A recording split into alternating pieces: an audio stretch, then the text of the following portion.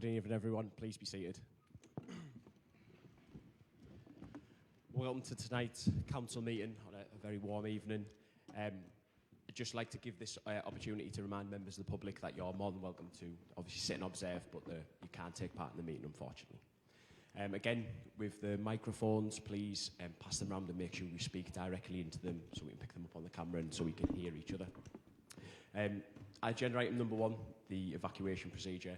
In the event of the fire alarm sound, attendees will be advised to go down to the building via the nearest fire exit and assemble near the bottle of notes. Thank you. Agenda item 2, apologies of absence. Is there any absences today? Yes, Chair, thank you. We have apologies from Councillors Davison, Lewis, McConnell, J. Platt, S. Platt, Story, Thompson, Tranter and Romain. Thank you. Agenda item 3, declaration of interest. Is there any declarations of interest this evening? Councillor.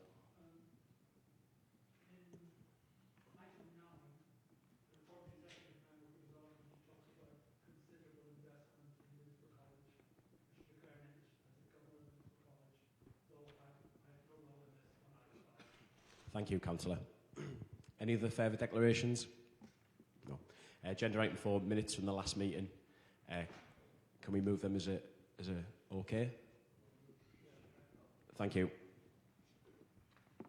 Agenda item 5, announcements, communication. There is none, so we will move on. Question number 6. Agenda item number 6, questions from members of the public. There's currently no valid questions that have been submitted for this evening's meeting, so we will move on. Agenda item 7, Tees Valley Combined Authority. I'll invite the Mayor to present this one. Yes, so as members are aware, the Best Value Notice is in progress and Middlesbrough Council has been thanked many times publicly for the work that we're doing to try and ensure that we get that right and that we support the TVCA where they can. There's work progressing on the MDC and the chairships have recently changed, as members will be aware. I do believe there has been a call-in regarding the chairships, but we'll have to see what happens with that. There is update on the Gresham site. We are waiting for the right time to try and strike the financial deal. We believe that will possibly be around September, when hopefully all the bonds and yields will be in the right place. The other projects are as is, and we're hopeful with a new chair that we'll be able to make progress. I'd like to invite any questions from the floor. Chair. Yeah, Councillor. Thank you. Yes, Mayor. Can you have an update on the Linthorpe Road cycle lane, please? Yeah. So Middlesbrough Council project to get it removed, and we should have a date by the end of the week.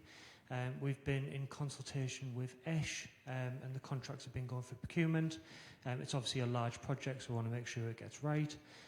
So we're hopeful of a date towards the end of July, towards the start of August. But that is subject to procurement. Any further questions on the TVCA? Can that report be noted? Agenda item number 8, the Mayor's statement and report. I'll invite the Mayor again to present his statement. Yep. So firstly, we've just launched the 10 by 10, which is a really good offer for young people in Middlesbrough. We are initially starting in 5 schools, but the aim is to try and then expand it wider. The aim is to give 10 opportunities to children between the ages of 0 to 10 to make sure that we give them as much breadth of experience about the things that are happening in the town and opportunities and activities.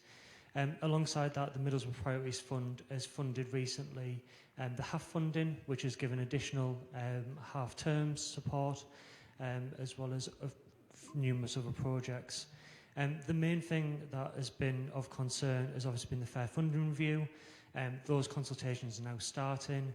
It's fair to say that the fair funding review, as it currently stands, will mean a net benefit for Middlesbrough. What we need to ensure is that by the end of the process, that remains the same. Other councils in other areas will obviously be lobbying that review should change and that they should not lose any funding or have any funding reduced. I think as a whole council, we would probably welcome and move to make sure that money is moved from the south to the north and to help councils like ours. Once we have the full data on what those numbers mean, I plan to bring a further update to council, where I'm hoping that as a council we might be able to agree a stance to put it forward to the consultation, because I think we can all agree that's in the best interest of everyone in the town. Thank you. Any questions from the room? Chair. Councillor Wilson. Thanks, sir. Mr. Mayor, a while ago you made a statement you would take abandoned houses back into council ownership and refurbish them, put them back in the market as social housing.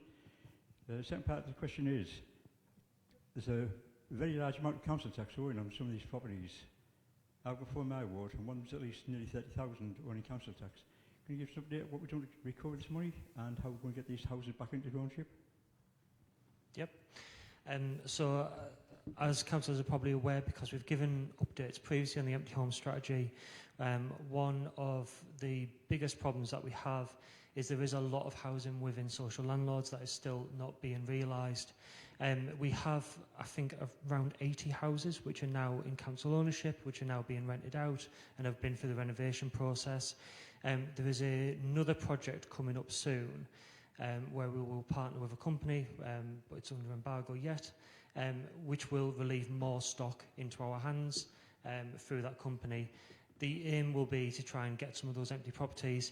The empty properties stats have also been bolstered by flats, particularly in areas in East Middlesbrough, where they've still counted towards the figures. We're obviously trying to reduce that. In the upcoming exec meeting, which is, I believe, next week, there is, as part of the Middlesbrough Priorities Fund, a post that we are creating around a financial investigator. So that is a post that will do some of that work to try and track down some of that money, because what we find is that people don't just owe us council tax, they tend to owe us business rates or other charges in addition to that. So what we want to do is get the whole picture at the same time. One of the other things that's come in, which is hopefully going to be a change in government legislation, is around holiday lets. So Airbnbs, which exist in the town, are currently not on the council tax banding, but also not viable for business rates, so we lose out twice. Hopefully a legislation change will also help with that issue, because those are becoming very difficult to manage. Any further questions? Councillor Kabui. Just a comment. On the 10 by 10, I was lucky that I was part of the launch on the day that was launched together with other initiatives. I must say that this is a very wonderful initiative, and it's really, very, very important that we invest in our younger people. And the benefits of doing this are very many, and I commend the mayor for doing this. So probably my question would be that do you agree with me that this is something that we have to reinvest in every time, because it's so beneficial to our young people? Yes, absolutely. So going forward, I think there'll be more investment in young people. Again, the exec meeting, which is coming up next week, has a specific remit around grants for schools. So we have a lot of schools in the area that tend to struggle with basic stuff like transport to events, and the council will rightly be trying to remove some of those barriers and make sure that we help schools and enable them to work with students a lot more. So there'll be more to come, and we'll just continue to develop it. If any councillors are curious or want to come and visit the schools, particularly if they're in their ward, I'm happy to arrange that as well, so they can see some of the work that's going on. Councillor McTighe.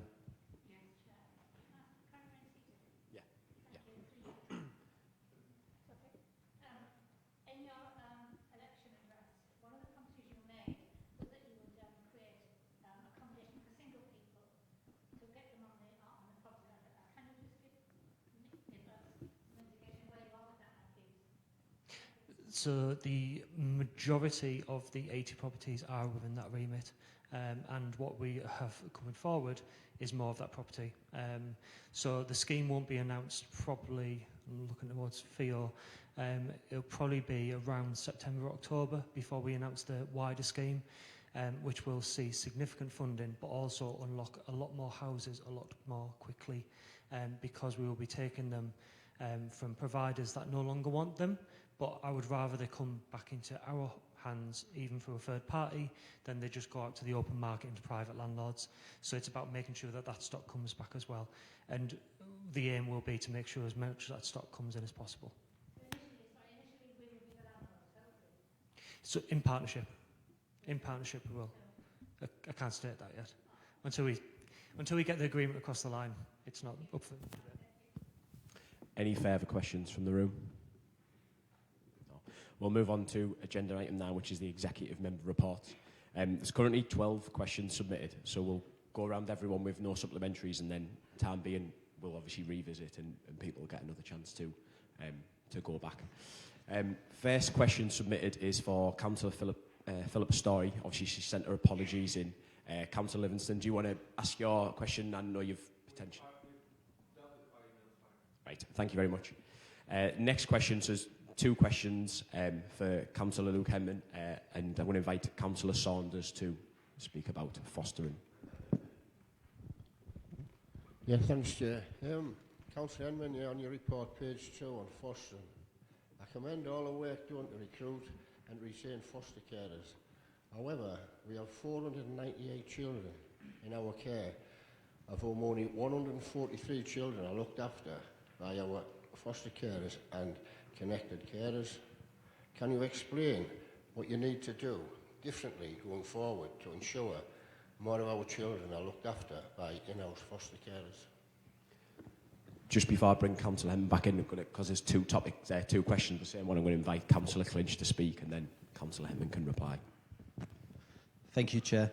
So it's on fostering again, in particular on the campaigns to recruit more foster carers. I know the People Scrutiny Panel and the Children's Scrutiny Panel, we've had a bit of an update about sort of that recruitment drive. So if you could give us a further update on how that's going at the minute. Thank you. Councillor Henman. Thank you, Chair. Yes, I'd like to thank Councillor Saunders for his question, and Councillor Clinch. I know they both care deeply about this topic. So, yes, there is. It's clear that we need to increase the amount of children, young people in foster care in Middlesbrough, and part of that is lowering the amount of children in care. We have a target to increase that further this year to around 170, I believe. So we know we've got work to do there. There is a huge amount of work going on to do that. Part of that is some of the recruitment work that Councillor Clinch referenced there, and we've done, the department's done some excellent work in terms of recruiting people and getting that message out that foster care is something that is extremely rewarding, extremely valuable. So there's the information in my report about the social media work that we've been doing, you know, putting real examples of young people who need foster care in Middlesbrough out there. We recently sent a message on My Middlesbrough as well, which had, I think, a 44% open rate and resulted in 10 people coming forward and expressing an interest. And, you know, these numbers sound small, but actually the impact that they can have is really significant. We're also looking at how we increase support for people who are foster caring and make sure that they have the right training, that they can deal with situations that are a bit more complex, that we can support them properly if they need to reduce the amount of hours that they have at work, for example, make it more flexible for people so that people with different situations can take part in fostering. I'll keep reporting back on how that's doing, and you know, as you'll see in my report, I put the numbers in for this exact reason, because we need to address that balance. It gives young people a better opportunity and it saves the taxpayer money as well. So it's all around the right thing to do. So thanks very much. Thank you. Next question is for Councillor Finesse, and it's from Councillor McClintock on the local plan.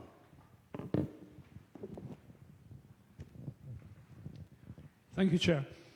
I note from section 1.5 of the report that the Executive is making progress towards establishment of a new local plan.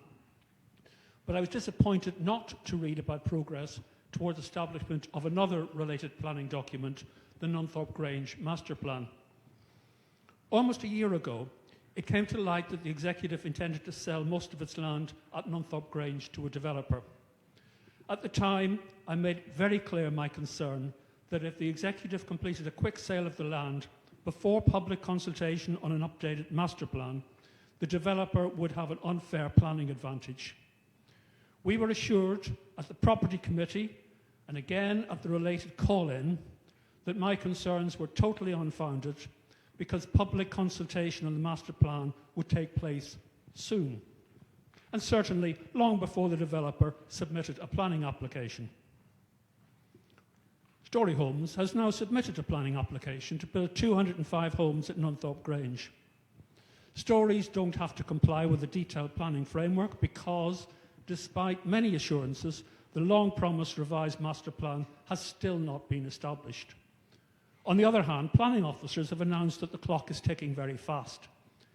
Any objections to the Storey planning application should be sent to them by the 18th of July, next Friday. So unfortunately, it seems that I was right to be concerned a year ago. The promised updated master plan has not materialised, but a very detailed housing plan has formally been submitted by Stories, which planning officers are processing in the usual way, including having conversations with the developer and announcing the deadline for objections. So my question is simple. What is going on? When we claim to be committed to involving our communities, in this situation, an important stage of community consultation just disappeared. Why have specific promises made to the Nunthorpe community not been kept? The question, as I say, is what is going on? Thank you, Councillor McClintock. I can only apologise. I was obviously in those meetings and I made those same promises that we would have a master plan update, obviously in good time. And it hasn't materialised yet, and been working with officers and it hasn't materialised, so I can only apologise on that. But it will be going obviously to planning, obviously objections can go in, and it'll be up for the planning committee to make their objections against it if they don't agree with obviously what they've brought forward as a private developer. The land has always been in the local plan, it was in the previous one, so obviously it coming forward is not a surprise, but I understand the frustration at the lack of the updated master plan on it. Obviously, the current master plan is there. It has a framework, but obviously it's not up to, I'm assuming, your standards and what you would like. But I can only apologise that we haven't had the updated version yet. And I guess I can just apologise, obviously, in public. Sorry. Next question's for Councillor Gavigan, and it's from Councillor Livingston around flood management. Thank you very much. Yeah, and thank you to Peter for taking the time today to reach out and try and take a bit of preemptive action on this. My question is just about flood management, as mentioned in your report, and about what sort of preventative work is being done. I'm thinking particularly in relation to tree maintenance and the maintenance of greenery. Lots of the small localised flooding in the block gullies that you mentioned, particularly in my area of Middlesbrough, were caused by leaves falling off trees and large trees that haven't been maintained and pruned in a long time. You'll be aware of that because I think your road was one of the roads that was affected. So I'm just hoping you can give us a little outline on what sort of discussions have been had around that and what work is in place to deal with it, and if it's nothing yet, what is going to be done. Thank you, Councillor Livingston, and thank you for taking the time to get back to me with a more detailed question. I really appreciate that. The Highways Department has undertaken a review of the gully cleansing programme, in particular looking at the frequency that gullies are visited in areas that are affected by build-up of vegetation and silt. Following this review, we're looking to move to a 2-year cyclical programme, which would see gullies and main roads being visited at least once a year, and those on estates at least every 2 years, with those gullies identified as being more susceptible to vegetation build-up being visited more frequently. This is a distinct improvement on the pre-existing programme. If there's more information that Councillor Livingston wants, I'm more than happy to provide that in future. Thank you. Next question's for Councillor Walker, and it's from Councillor Moorish on the final outrun.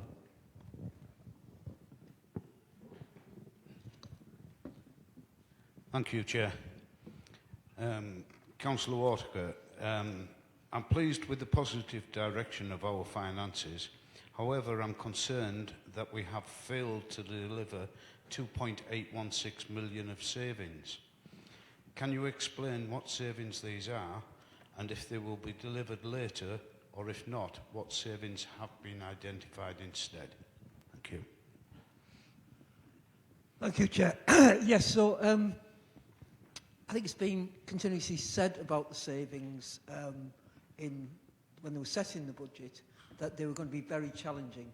And remember the position we were in, having to seek EFS, and we actually included in that exceptional financial support some, I think it was 3.5 million for potentially undelivered savings. That was because it was recognised that they were very challenging. However, it was right to put challenging targets, because you don't put challenging targets in relation to savings, and having to set a balanced budget, then you just have to make cuts elsewhere. So you're absolutely right to raise that issue. It is a concern. To answer your question, they haven't just been forgotten. They will be, although they've had to be reported as not achieved for last year's budget, they will be expected to be achieved in this coming year's budget, because it's part of the medium-term financial plan. So they're not ones that have been found we can't, virtually nearly all of them are not ones where we found we can't deliver that at all. It was just that they haven't been able to be delivered within the timescale of last year's budget. So there's about over 11 million, or 78% of the savings that were delivered. And there was some that were actually over-delivered on.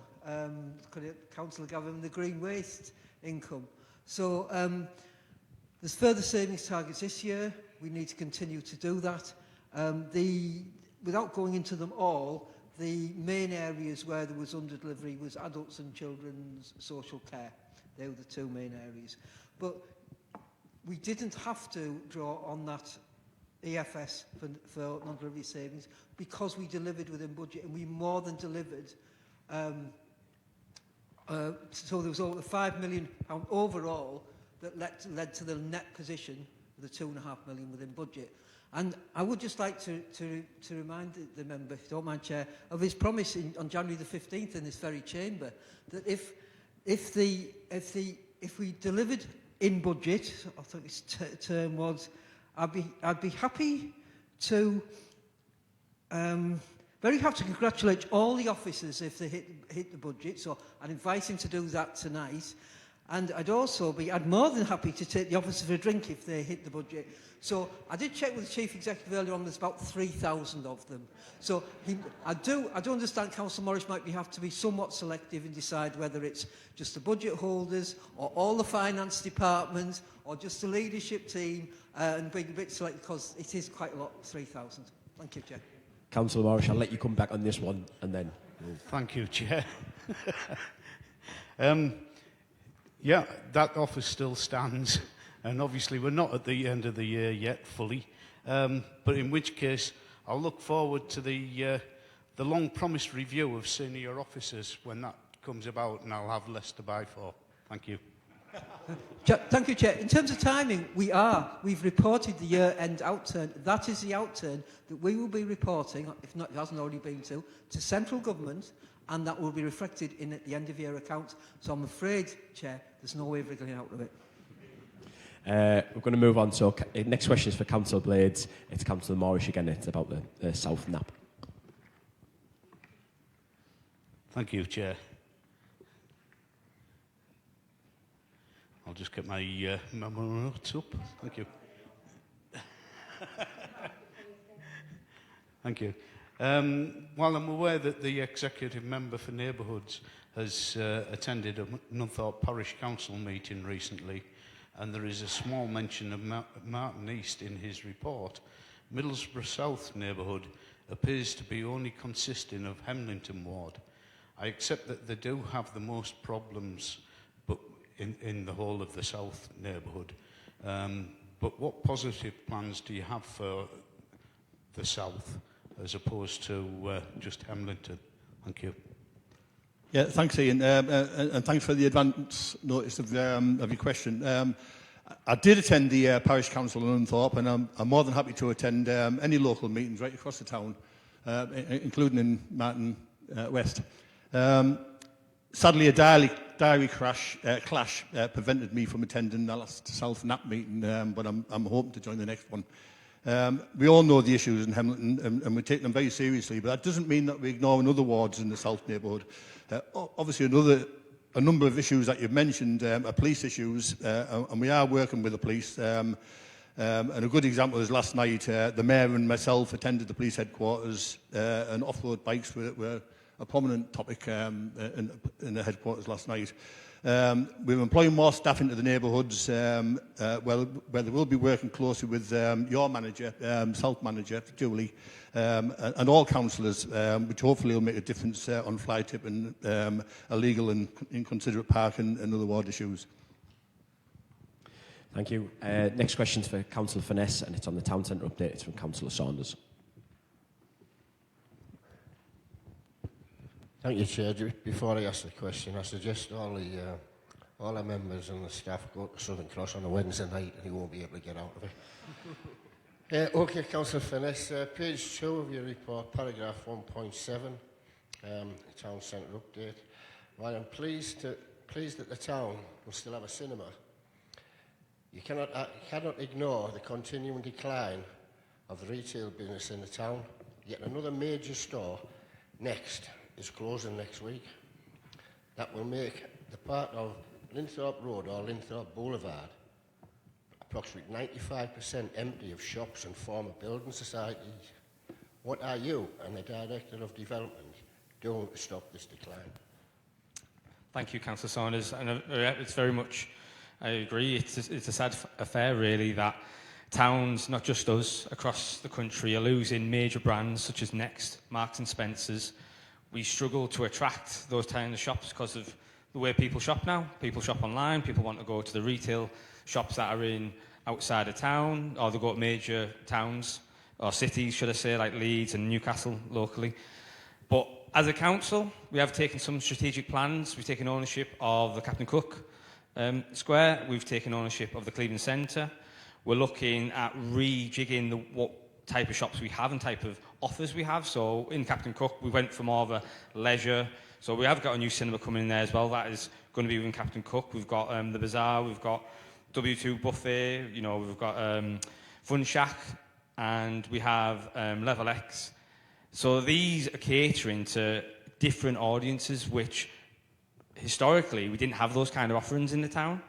There would be in other areas, and we have got inquiries for take up other spots within Captain Cook and within the Cleveland Centre that if we can get over the line over the next year, it will be, it'll add and, it'll actually make Middlesbrough a place to come to have leisure.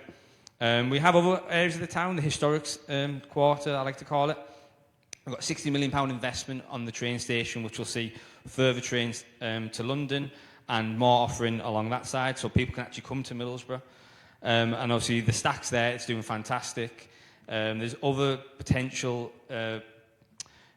restaurants and things coming to that area, along with the Cleveland Centre. We've got the Livewell Centre in there now, and we're trying to have more of a sort of public offering in there. So we've got the employment hub that will be going in there hopefully by the end of the year, or at least get started.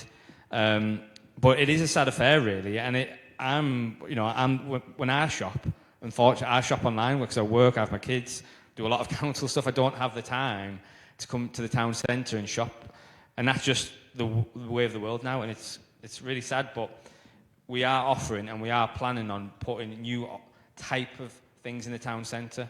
And if you actually, and it was a stat that I've been told that our retail has actually halved, but our office space is the occupancy that has doubled as well. So we've lost there, but we've gained in other places, and that's the kind of thing we want people to work in the town centre, we want people to live. And we want to obviously rebuild our brownfield sites, and obviously we have a lot of brownfield sites in the town. And again, we're looking across that, and we're looking for investors, and hopefully we could have something coming on the horizon with that as well. And it'll be game change for the town if we can pull that off. Thank you. Next question is for Councillor Gavigan. It's on street lighting from Councillor Wilson. Thanks, Chair. Councillor Gavigan, street lighting solar power. A while back, in this chamber asked you about trialling solar power streetlights. This would be any update on that one. But I'd like to make a suggestion as well.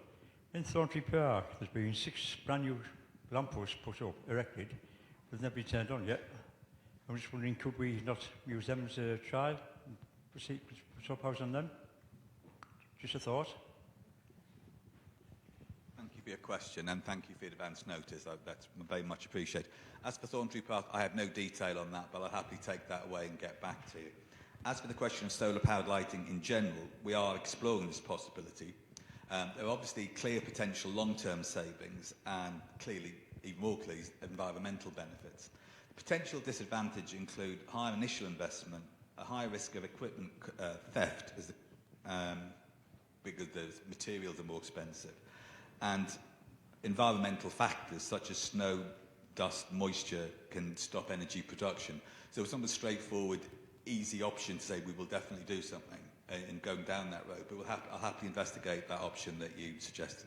Thank you. Can I come back to that, Chair, please? Can I come back on this? What I'll do is I'll go for everyone, then I'll go back to the supplementaries. Okay. Next question is for Councillor Walker, and it's from Councillor Kabue on the financial underspends. Thank you, Chair. Chair, I would like to start by commending the Council for delivering financial underspend in what has clearly been a very difficult financial year. That is a significant achievement. Could I ask what the key factors were in achieving this underspend, and how the Council intends to ensure that any available resources are directed towards priority areas that will have the greatest impact for our residents? Thank you, Chair, and thank you, Councillor, for his question. I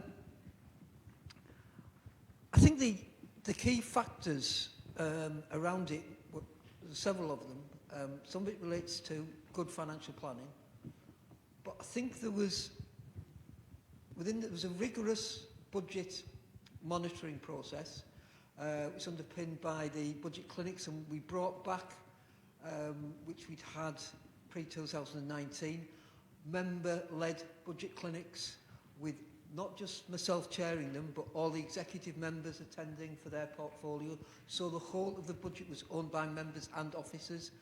An important factor was the change in culture. That was important for the removal of the best value notice, but it was also important for us addressing the really challenging times we had. So we had members and officers working together, all determined to turn the boat around for the people of Middlesbrough. And I'd also like to thank other councillors who also supported that process, because there was a lot of those in this chamber that engaged in that as well. We've got to continue with that. We're not out of the woods. I said that once, I've said it 100 times and I'll continue saying it. Councillor Morris has highlighted the challenge we've got delivering savings this year. We're having the first quarter's budget clinics next week. I will be, as nearly is always the case with the first quarter, reporting, I expect, a projected overspend at year end if nothing happens. The purpose of the first and second quarters is to identify problems, and then we drive that down, as we did last year. The aim would be to return within budget. So there is a lot of challenges. We still, in times, we still have real pressures, particularly in children's services. In terms of what the outcome of that is and how we start to invest in services, well, that's been in the Mayor's budget this year, where you've seen, I think the thing that will affect everybody universally is the 20% increase in area care. That's been made possible by the way that our finances have changed, but also by the better settlement from the government that we had this year. The government, and we are waiting the other settlement. There's also the additional money that the Mayor's putting forward in the priorities fund. So there's a lot of good things going on. The first time in years we've seen real growth in the frontline services for the people of this town, and that's really, really important. Thank you. Thank you. We fast approaching the 30-minute allotted time, we're going to extend it by 15 minutes in order to get the 2 questions in and then get as many supplementaries in within the allotted time. The next 2 questions relate to each other, and it's for Councillor Gavigan on water services. I'll invite Councillor Hubbard first, and then Councillor Elio. Thanks, Chair. It's page 40. It's 2.9, waste services. Residents currently dispose of their food waste in black bins, which then goes to the incinerator. From next year, the council will remove food waste in a separate container. Can Councillor Gavigan state what will happen to the food waste once it's collected? Thanks, Chair. Councillor L. Lewis, if you jump in and ask your question. Yeah, thanks, Chair. It's not much of a question as such, but I just wanted to, as I've spoken to Councillor about, is putting on record some thanks to the Area Care Waste Service team for some work that they've done quite promptly and efficiently for residents. Oh, sorry. I'm just putting on record some thanks to the Area Care and Waste Services team for some work that they've done quite promptly and efficiently for residents, supporting them to move from black bags to waste collection, bin collections, which will hopefully reduce pest issues, but also supporting residents with sheltered accommodation with their recycling after having some issues. The Area Care rightly is under a lot of scrutiny. It's one of the most front-facing services, and there's lots of challenges, but I do think credit where credit's due. They've, like I said, it's not a question. They've turned it around. They've turned it around quickly in the support of residents. So I want to say thanks about that. Cheers. Thank you. Councillor Gavigan. Thank you. I'd like to thank Councillor Saunders for his question and for his courtesy in providing me with some more detail about it before the meeting, which I really appreciate. He's right to say each household will have a small indoor caddy which could potentially sit in a work surface, and this can be transferred to a 23-litre small outdoor bin which will be collected on a weekly basis, as he rightly said. Food waste can be converted into energy through a process known as anaerobic digestion. The plan is there will be a local site which will break down organic matter in the absence of oxygen, which produces biogas. This can be used to generate electricity, heat, or even for fuel transportation, and that's the plan for the food waste. Thank you. Also, in reference to Councillor Young's contribution, if I could just add a couple of things, bear with me. We obviously welcome the fact that we have more area care operatives, hugely increased pest control provision, and as Councillor Young alluded to, we're already beginning to see the fruits of this, and this will improve even further once new working staff have had time to bed in. This is the first major investment into environmental services in over a decade, and our hard-working staff are delighted to have the greater resource to provide the service they're very passionate about delivering. None of this would be possible without a better settlement from central government, as Councillor Walker alluded to, and the current administration's sound financial management. Thank you. Thank you. So I'll invite, just to explain, with supplementary questions, they've got to be on the topic, and it has to be obviously the councillor that's asked the question. Okay. Go on, Councillor Cook, what are you going to ask? Hopefully it's on the subject. You're doing about bin collection thing there and about the expansion of area. Councillor Cook, sorry, it's got to be the person that's asked the original question for the supplementary question. Okay, well, I was just going to ask the person. Okay, I'll leave it without. It's just a supplementary question about area care and the promises we had made that have not quite been delivered yet. If you could just email them, obviously. I will do. Thank you. Councillor, if you want to grab the microphone. Appreciate the acknowledgement from Councillor Furness that something has gone badly wrong. But unfortunately, I didn't get an answer to my question, what is going on? Where has this document disappeared to, and when will it reappear? I'll talk to the officers, and I guess we can organise a meeting to discuss and obviously see where we're at with it. But yeah, I have no more information than that. Thank you. Any further supplementary? Councillor. Sorry. Thank you, Chair. It's just regarding my question to you, Councillor Furness, and I totally accept the progress you make on the Captain Cook Centre and the Cleveland Centre, but you never answer my question. That part of Linthorpe Road is so unattractive. When people are coming from the train station, as they're coming up to the town, it's a disgrace, and maybe we can't control it, but something needs to be done. And you mentioned office space. I'd just like to remind you, it was a question for the next full council. In this town, we have about 5 empty blocks of possible office space. But Gurney House, I think the chief said, University owned that, been derelict for years. Vancouver House, you've got the one North East empty, we have Dundas House empty, and we have Church House empty. Now, you mentioned office space. If it's such a success, why are all them office blocks empty? Thanks, Chair. Yeah. Oh, yes, yeah. Yeah, we are working on, like you said, towards the end, towards the train station. Obviously, there's a few businesses that have went out, obviously vacant.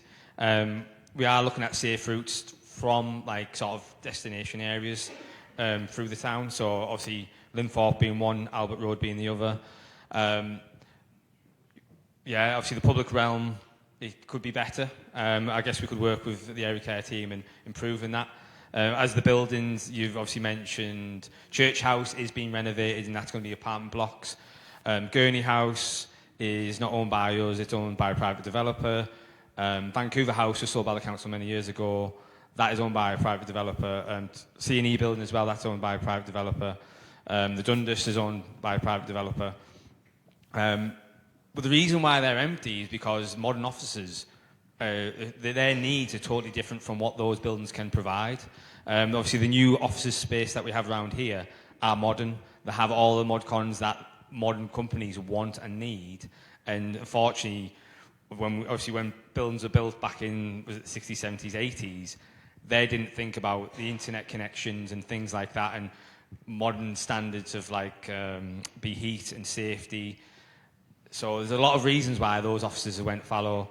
And yeah, it is a big concern. You know, when you look around Middlesbrough, a lot of the taller buildings aren't in use.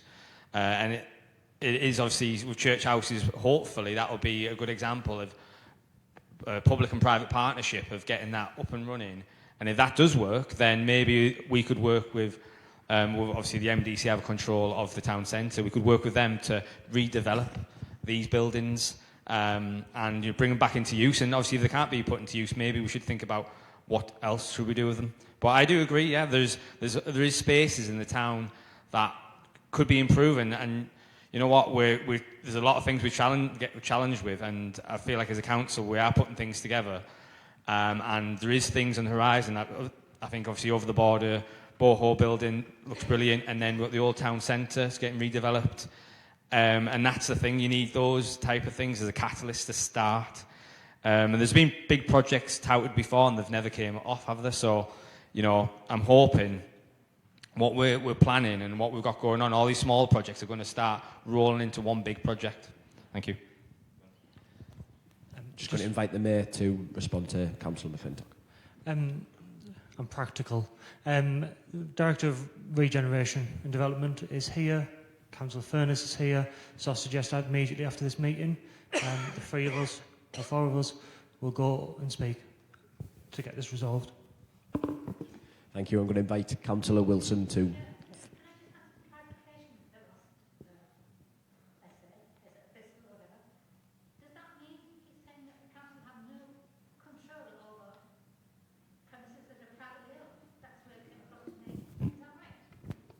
When it comes to development, no? Sorry. When it comes to development, obviously we can work with those private owners, but we have no control, or we can make them secure them. Obviously, the Vancouver House being a good example where they haven't secured, and we have put something in place to secure it. C&E building being another one. Church House, obviously, like I said, that's an example of us working with a private developer to get that up and running. There was an agreement between us and the council and some of the funding that came from central government to help, grant funding to help develop it, with strings attached. But yeah, obviously, as a council, we have a small pot of money, and we can only do so much of it, and we've got to prioritise certain areas, and obviously the projects that can get off the ground, and obviously the Church House being an example where that was a project that we could get off the ground. I'm going to invite Councillor Wilson, and I'm going to move on after this one due to time. Councillor Wilson. Thank you, Chair. Going back over the City of Saltpond, I believe, if I remember rightly, the Mayor did allude to that This could be funded through Richard Horniman's regeneration budget, if I remember rightly. Also, if you check and go down like Birmingham, Manchester, Warwick, Northampton, they're all, a lot of them have child solar power streetlight, and they are quite giving good results. Thank you. Councillor Evan, do you wish to respond? As I say, we are. Thank you. We are actively looking at that as a proposal, but there's nothing more that I can add to what I've said before. But thank you. Thank you. We're going to move on to agenda item 10 now, which is the report of the Overview and Scrutiny Board. I'm going to invite Councillor Lewis to present the report. Thank you. Thanks, Chair. This is the standard OSB report. I do want to refer members to paragraphs 5.5 and paragraphs 5.8. As we'll be seeing 2 scrutiny reviews coming to the next OSB meeting on 30th of July on children missing education, which I think will complement the national work that's going on through the Children's Schools Will, and empty properties, which I think and I hope will complement the work that the Executive and the Mayor has done already on that work. Also, paragraph 5.9, the Crustaceans Deaths Working Group, the final report has been released, I believe, and Councillor Branson, with the permission of the Chair, would like to speak on that. Are you finished with your segment? Right, I'll invite questions. Councillor Thank you, Chair. Thank you, Chair. Yes, I've been on the Crustaceans Deaths Working Group since it was set up several years ago, and we finally put together our final report. And I wanted to let the Council know, because we were instrumental in getting the whole group set up, as and a number of other councils. You may remember that this all comes from the spectacular die-off of large number of sea creatures, specifically crabs and lobsters, and the impact that that had on the local fishing community. We did a very in-depth report. We had information from lots of experts, but at the end of the day I have to conclude that there's no clear reason identified for the die-off. The likeliest bet is a novel pathogen, but I think in any situation like that it's usually a cumulative effect of a whole number of different things, including pollution and including the possibility of a novel pathogen. What we did when we were looking at the issue is we made a number of recommendations, and I'd like to briefly summarise what they are.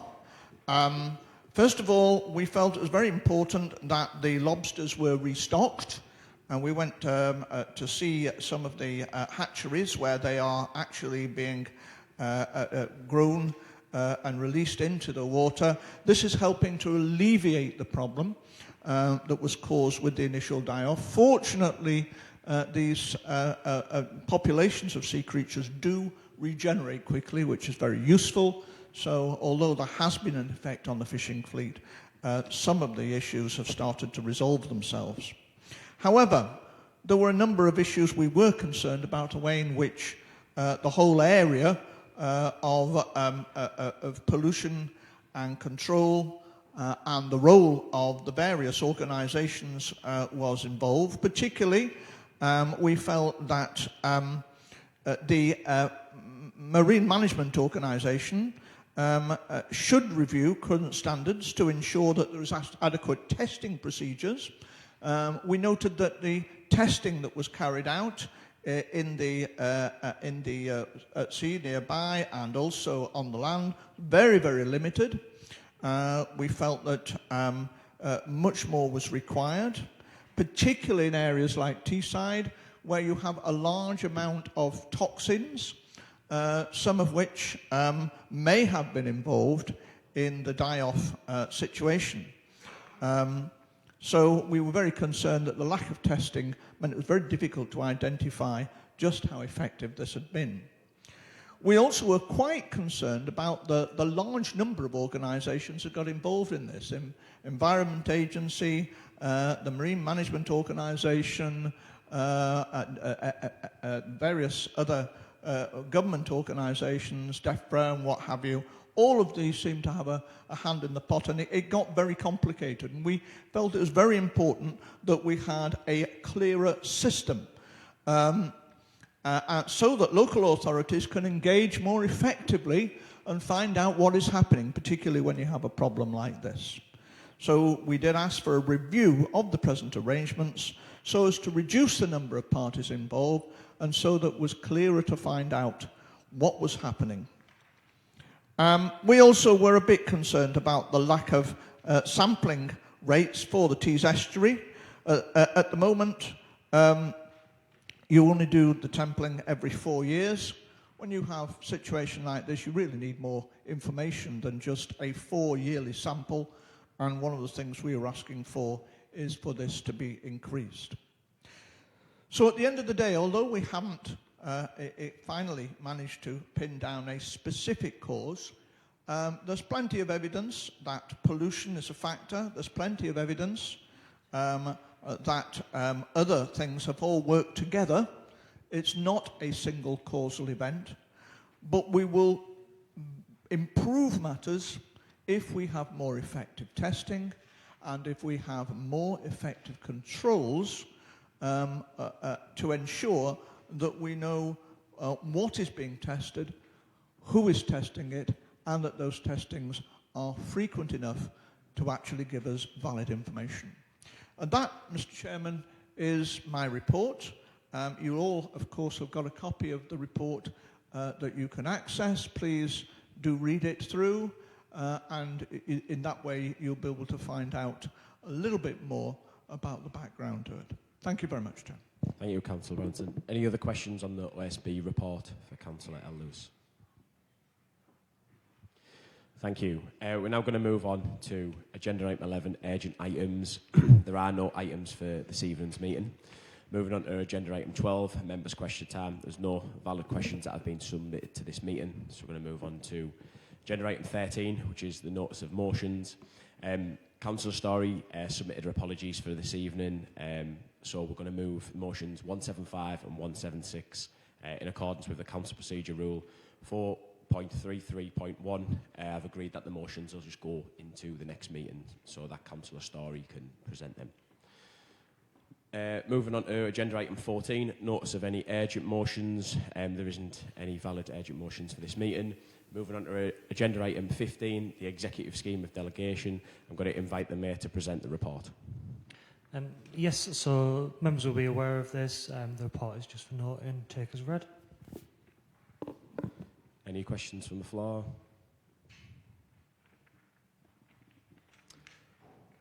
Okay, moving on to Agenda Item 16, approval for consultation on the Council's draft Statement of Gambling Policy 2026-2029. I'm going to invite the Executive Member for Neighbourhoods to present the report. Yeah, thanks, Chair. I know all councillors would have read the report, so I'll take the report as read. Every 3 years, the council has to produce a gambling policy. Ours is due again next year in 2026. There's no significant changes in the policy that we're proposing from 3 years ago. What we're actually asking the council to do is actually approve a consultation. That consultation will allow members and other interested parties to go through the report and to consult, basically. So all we're not asking you to approve the report, just a consultation, and eventually, probably by the end of the year, we'll bring the report back for the council to approve. Thank you. Thank you, Councillor Bates. Is there any questions on the approval of the consultation period for the gambling policy 2026-2029? I'm going to invite the Deputy Monitor Officer to conduct the vote. Thank you, Chair. So we're asking for you to vote on the following by way of a show of hands. That Council approves consultation be undertaken on the draft statement of the gambling policy 2026-2029, consultation with Cleveland Police and persons who officers consider represent the interests of those carrying out gambling businesses and those likely to be affected by gambling activities in the area. So could I have a show of hands for anybody who's for, please?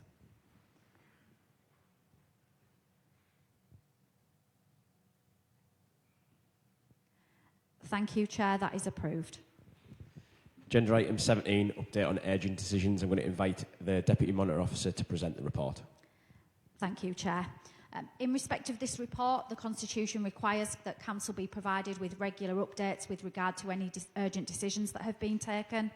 The report details that there have been 2 urgent decisions taken since the last report to Council on the 27th of November 2024, and the information in respect of those decisions can be found at paragraph 4.2. Is there any questions? Thank you. Agenda item number 18, the revised political balance. Again, I'm going to invite the Deputy Monarch Officer to present this report. Thank you, Chair. So this is to present the report and conduct a vote on the spare place on the Planning and Development Committee that arose as a result of the changes. The report seeks Council approval for the revised allocation of places on committees and subcommittees for the municipal year 2025-2026 in accordance with the current political balance of the Council. So we are asking that Council approves, number 1, the revised allocation of seats on committees that are subject to the rules relating to political balance as follows. Labour, 69 places. Conservative, 11 places. Middlesbrough Independent Councillors Association, 29 places. Liberal Democrat, 6 places. Martin East Independent Group, 6 places. And unallocated, 11 places. We're also asking that Council approves that the Monitoring Officer be authorised to fill the unallocated seats as indicated in paragraph 4.4 of the report and make any necessary further adjustments to remove or replace members where directed by the relevant group or member. Number 3, that nominations for the vacant places be sought and where necessary voted upon. And number 4, that any committee established prior to the next review be appointed on the basis of the tables shown in Appendix 1, Table 3, which is attached to the report. Could I have, if we carry out a vote, if everyone is in agreement, a show of hands for, please.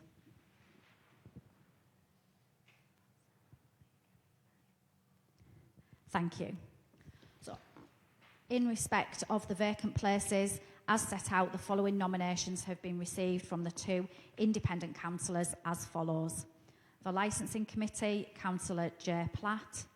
For Overview and Scrutiny Board, Councillor J. Platt. For Adult Social Care and Health Scrutiny Panel, Councillor S. Platt. And for Children's Scrutiny Panel, Councillor S. Platt. Both councillors indicated that they did not wish to take up the vacancy on Planning and Development Committee. Therefore, that place can be offered to all councillors. We do have 1 nomination in respect of that committee from Councillor McClintock. Are there any other nominations for that vacancy, please? Chair, can you just clarify there will be a second one on the second report, please? Thank you. There will, thank you, Councillor Morrish. Because of the way that the political balance, this vacancy arose as a change of the political balance, we do also have a vacancy on that committee in any event, so there are 2 places available for the Planning and Development Committee. So this vote is in respect of the first place, and again, we've had 1 nomination from Councillor McClintock.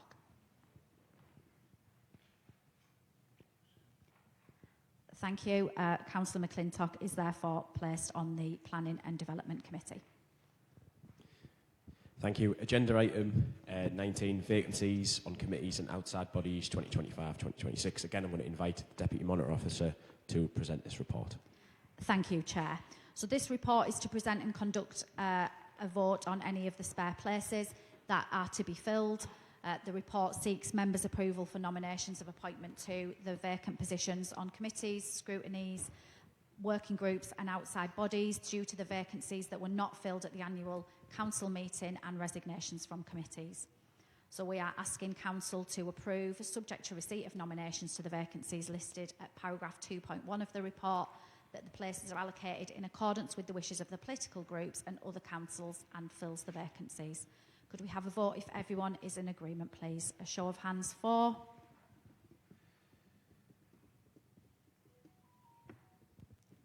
Thank you. We will now move on to the vacancies. The first vacancies are in relation to council committees, and we have a vacancy for Vice Chair of Chief Officer Appointment Committees. Do we have any nominations, please?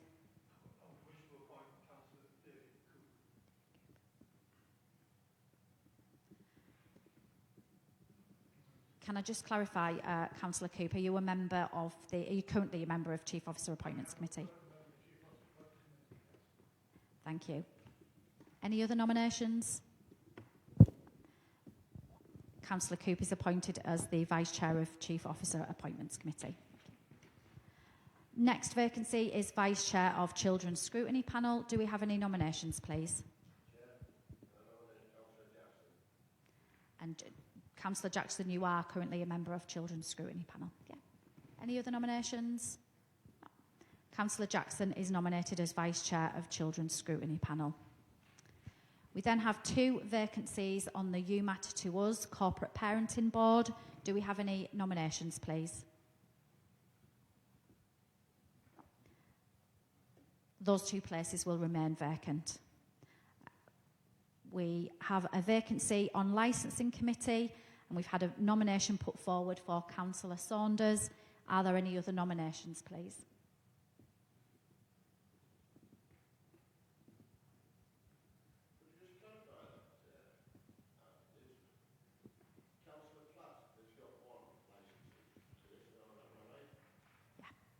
That's correct. That's correct.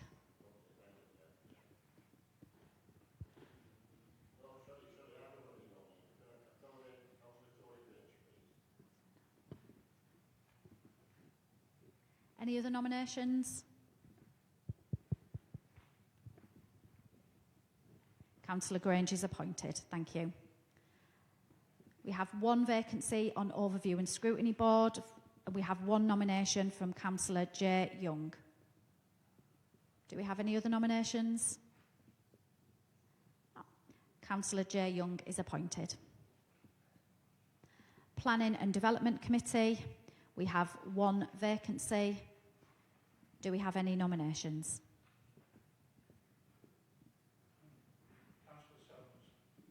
Councillor Saunders, thank you. Do we have any other nominations? Councillor Saunders is appointed. Thank you. Teesside Pension Fund Committee, we have 1 vacancy and we've had 1 nomination from Councillor McCabe. Are there any other nominations, please? No. Councillor McCabe is appointed. So moving on to the working groups, we have 4 vacancies for Corporate Health and Safety Steering Group, and we've had 1 nomination from Councillor McCabe. Do we have any other nominations? Councillor McCabe is appointed. Works Council, we have 2 vacancies. We have 1 nomination from Councillor Saunders. Do we have any other nominations, please? Any other nominations? Councillor Wilson and Councillor Saunders both appointed to Works Council. Moving on to outside bodies, we have 1 vacancy for Hartlepool Power Station Local Liaison Committee. Do we have any nominations, please? That place will remain vacant. We have 1 vacancy on North East Regional Joint Health Scrutiny Committee. Do we have any nominations, please? That place therefore remains vacant. We have 1 vacancy on the Stay In Put Advisory Committee. Do we have any nominations, please? That place remains vacant. And the final one, we have 2 vacancies with Tennis World. Do we have any nominations, please? Those places remain vacant. Thank you, Chair. Just like to wish everyone a safe journey home, and I'll formally close the meeting. Thank you.